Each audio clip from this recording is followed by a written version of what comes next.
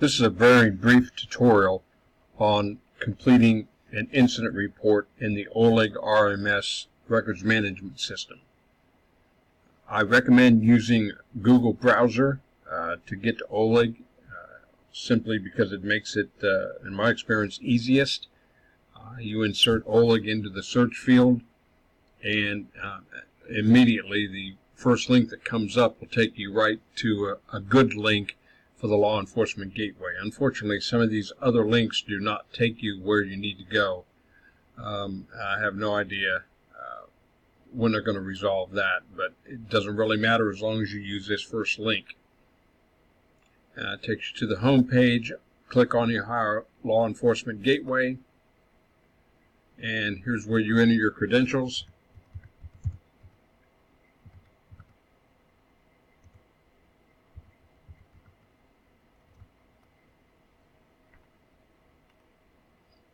And here you're going to see on the available OHLEG applications, the fourth one down, maybe fifth one down, depending on what access you have, you'll see RMS. Here's where you want to click on. Ignore this very short screen that you saw there with the username and password. You do not want to change that. That is not something that the end user, you, needs to worry about. And this brings you to the home page. First thing you're going to do to create an incident is go over to the quick links and select incident.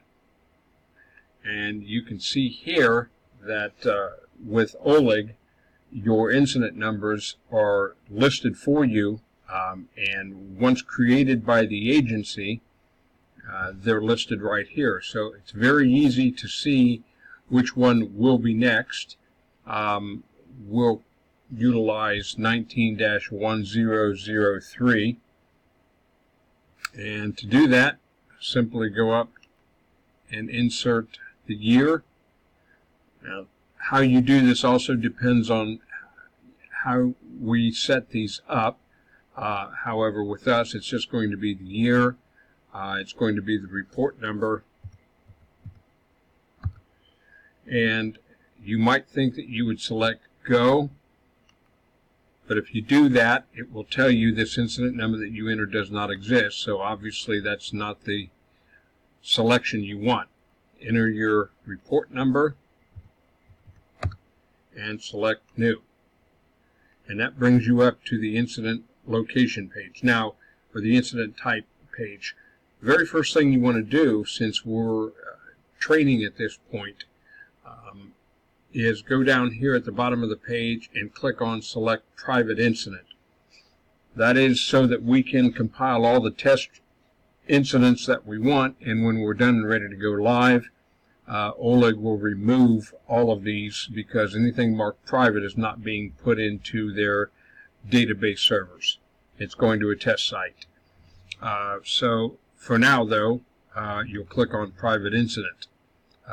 You just leave it all agency users, and then you would click on Save Next. When we are no longer training, you will not click on private incident. You'll just start at the top with incident type. But for now, private incident, Save and Next, and then it says the incident type field is required. So pretty much tells you exactly what you need to do and where you're going to start. So for this, we're going to pick a criminal offense report. And we're going to pick a geocode. A lot of this is extremely similar to you for Elise and the toolkit if you go back that far, because these are all NIBR's required fields. Time of dispatch, we'll just say that it was today's date, and it was at 0600 in the morning. Time of arrival,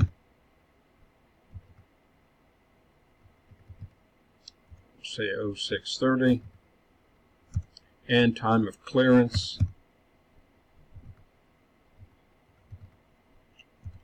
say 0700. And you can tab as well, by the way. You don't have to use the mouse. I use a combination of both, but you can tab down to now report date and time. You're going to do the report the same day. We'll say the report is getting done at 8 in the morning. Incident occurred from, the reporting party states at they know that this was whatever the incident occurred the prior evening, let's say 11:30 in the evening. Actually, in this case, it would be 23:30, and it occurred to when the call was placed for the report to be taken, and that was at 0600. Business name, if applicable. Other than that, insert your information for convenience purposes. Now I'll just pick a pre-populated 1234 Anywhere Street, Dublin, Ohio, with the appropriate zip. But here's where you would enter that information. Now you've created everything you need to on this page. You can choose clearance date, but usually that comes after the report is done and it's approved by the supervisor and or it's been forwarded to a detective. So click on Save and Next, and it immediately takes you to the offense.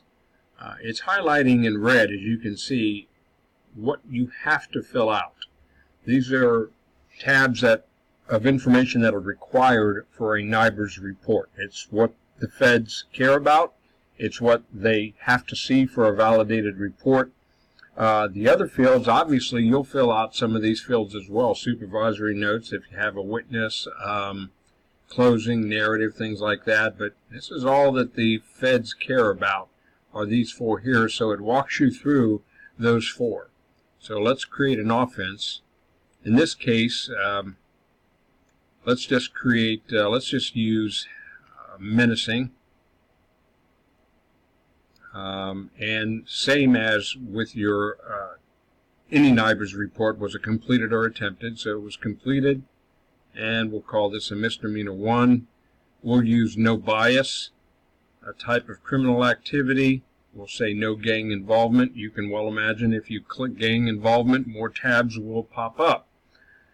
So that's why we're going with no gang involvement. Location of offense, I'm choosing other for this particular test report to make it easier. Suspected of using alcohol, drugs, computer equipment, I chose non-applicable. Type of weapon, I'm saying none. As you well know, you choose a weapon and other things pop up and you have to fill out those blocks of information. But you already know how to do that if you've been using any police reporting software for the last 15 years, actually the last 20 years. You're used to completing certain fields. So at this point we go down to Save and Next. Click on that, and now it takes us to a clearing. There are laws passed now that if crimes are committed on a campus, you have to list that report as well. Here, this is not a campus, so it's very easy. We just go over to the little trash can. We click on it and it removes that, and we then go to Save Next. Now it wants to insert victim information. So we click on New Victim, it automatically puts in Victim 1, and since it's menacing, it knows that this is usually a crime against an individual, so it has already chosen individual for you. You can change that. I suppose if this were inciting to riot or whatever, it would be a crime against society public. But either way, that's up to you. So, yeah, that's our bad guy right there, me. No. We'll put in Mr. Jones. Now, for the Social Security number, we're just going to use 00000001. However, I will tell you that if you enter a valid Social Security number, and I've tested this with mine, and then you click on BMV, this will automatically connect you to BMV. It will pull up the picture. It will put the picture of the suspect right here, and it will populate this information right here as much as possible from BMV. I'm not going to do that because test report or not, I don't need any trouble with the Attorney General's office. So we're going to use 00 and etc. and we'll put in the street here. We'll pre-populate it with 1234 Anywhere Street. You can fill out occupation, phone number, if there's an apartment number. You can do all these things. We know we're going to use Dublin again and phone number again. Birth date, it will want a birth date, obviously, and sex, male, race, white, ethnicity, we'll just say unknown. Height, same as before. The person, if you want it to be, if you know that they're 5'5", you just put in 5'5" and you move on to weight. If you're not sure, it's the same as before. You put 5'5" to 5'8". Same with the weight. We'll just give a range here. Hair, brown, eyes brown. Now, resident status. I've had an awful lot of questions about resident status. They are not asking you if they are a resident of Perry Township. They are asking you, is the reporting person and or the victim, is this person a resident of the state of Ohio? That's what you're answering. It's not a resident of this country. It's not a resident of Perry Township. Are they a resident of the state of Ohio? Was the victim injured? We're going to say none. If it was a homicide, aggravated assault, they want you to fill out the information. Any officer details that might be regarded, but we're not going to do that. We're just choosing victim not injured. And I'm going to leave something blank here on purpose so that it will throw a validation error. Now we click on Save Next. At this point, it wants to add a reporting officer. So we'll just say that the reporting officer is going to be Officer Mike Conkle. He is assigned to Patrol B Company. Forms received by records, we can say that. Special copies are going to go to the city prosecutor. Yeah, that sounds good. And we'll click on Save Next. Okay, now it's taken us to the attachment section, and we don't have any attachments. There are attachments that can be uploaded that will be handled by the administrative assistant and or the detectives. Very rarely, I would imagine, from the patrol, because that requires learning how to do that and whatnot, and there's other people to do that. So at this point, we're just going to manually click on Suspect and Arrestee, and we're going to click on New Suspect, Arrestee. Now, we're going to, in this case, we're going to select Unknown. However, as you can see here, these are all the same classifications that you had from OHLEG and from the toolkit. You can fill out all these things. And once again, if you enter a valid Social Security number and click on BMV, it will search BMV and it will come back, and if they have a driver's license in BMV, it will populate the picture and it'll populate their information here. If you have a driver's license to scan, the same as with the victim, you can click on this. You can scan the driver's license and it'll populate the information just the same. Well, we're going to move on here. You can fill out all this information, but we're going to move on to the date of birth and place of birth. We're going to say it was Ohio. Driver's license state Ohio. Once again, if you were to put in the driver's license number and it was valid and you selected BMV, it will hunt up that individual in BMV and it will post that information. So we'll say the race is white, ethnicity unknown. We'll just do the height is 5'8" to, maybe we'll say they're not sure, they were 6 foot, and weight was 130 to 170. Hair, we'll select brown. Eyes, we'll select brown. Obviously unknown, or maybe not unknown, maybe you do know the marital status. We'll leave that blank. Skin marks, scars rather, marks, tattoos. Additional description, you can fill all that in. Potential injuries, alcohol, drugs. You can see, though, that they're not highlighted in red. It means it doesn't make you fill it out. If you don't fill out some of these that are, or any of these that are in red, it will come back and it will error out, and it will tell you that you need to do that. Obviously, as police officers, I think the more you fill out, the better, especially if it's something that has to be turned over to the detectives. Resident status once again, are they a resident of Ohio? Not of Perry Township, not of this country, but of Ohio. Do you have any associates? You can also enter them. However, we're done, we'll click on Save Next. Now at this point, you can click on your narrative. You can complete your narrative. Do you have any property to enter? Was there a vehicle involved? Were there witnesses? These are no different than the tabs that you're already used to. You simply fill them out and then you click on Save and Next. We'll cancel out of that one. Your narrative. Print all investigator notes or print the narrative. Obviously, there are public records laws about investigator notes.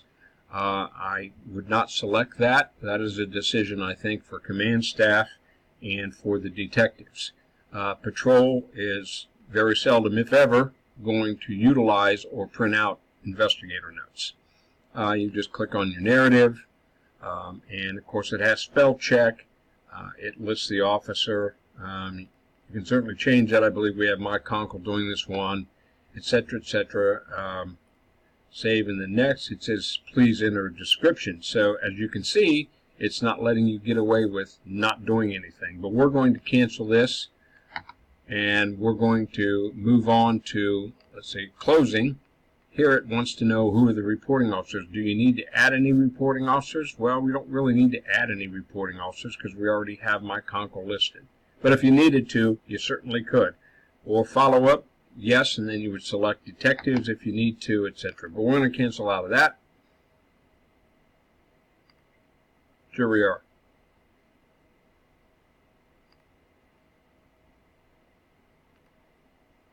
Okay. Now, I've clicked on validation so you can see whether or not it's valid. It says this incident is not valid. See validation errors below. And by the way, that hesitation you just saw, remember this is a web-based application. There are an awful lot of police departments across the state of Ohio accessing OHLEG and OHLEG RMS simultaneously. You may see lags here and there. They don't last long. Our connection's pretty fast. Shouldn't have any issues really. That was just an example of where you might have a 5 or 6 second pause, but up until this point I've not seen that happen. So obviously we clicked on validate, and we see we've got an awful lot of errors here. However, if we put our mouse over some of these errors, we can see it says on the bottom of the victim page, you must place a check mark next to the offenses that were committed against the victim. This is known as the victim-offense relationship. Well, all right. Well, let's go to the victim page and see what they're talking about. And let's click on the victim right here. Mike Jones, go down to the bottom.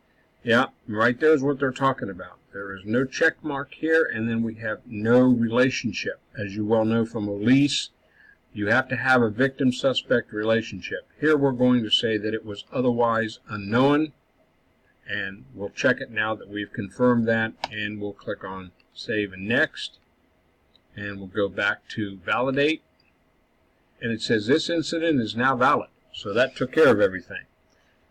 Your last step as patrol is you will have to ship this to your supervisor for review, because otherwise it will show up on the home page as unapproved.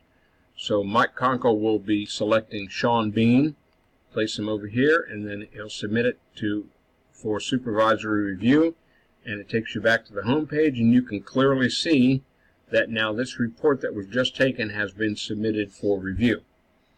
At this point, as a patrol officer, you're done with this report. So you can simply log out, and there is no log out on this home page that I've been able to find. However, you simply X out here, and then it takes you back to the main page, and you log out.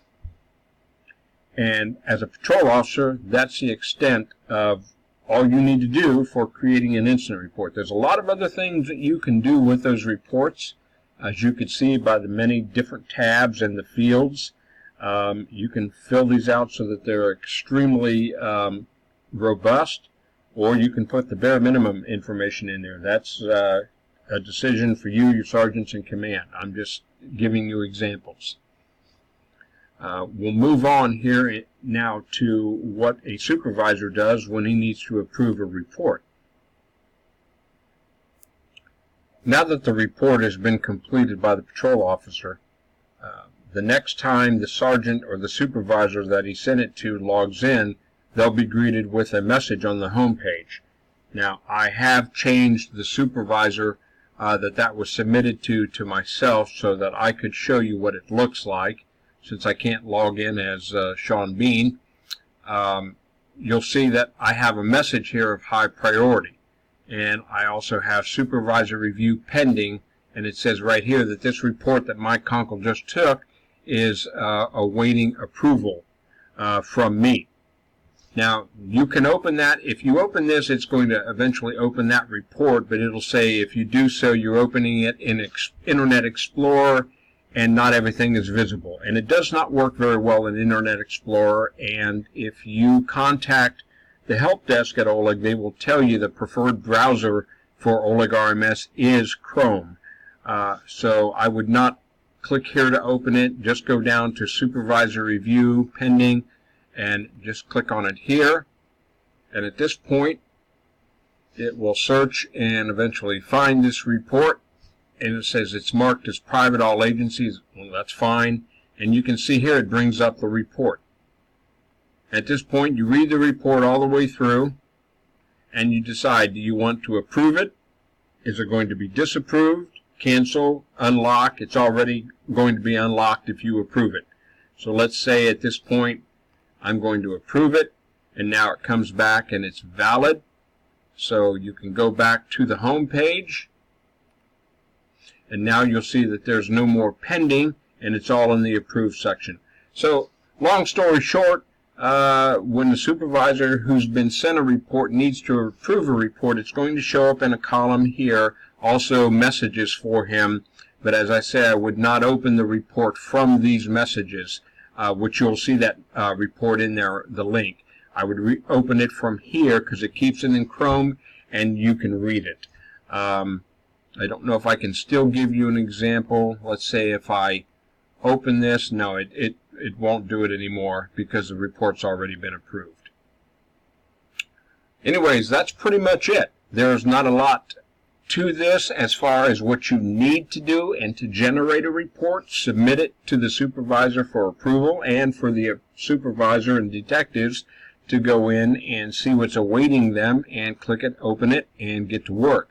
You also saw there's a lot of tabs you can fill out, but it's not necessary. Again, as a police officer and as a sergeant, I would recommend that you fill out as much information as possible. You never know where a case that looks like it's going nowhere might turn into something, and the detectives may need that information down the road, or somebody may. Anyways, that's it. Let me know if you have any questions, and you know how to reach me. Thanks.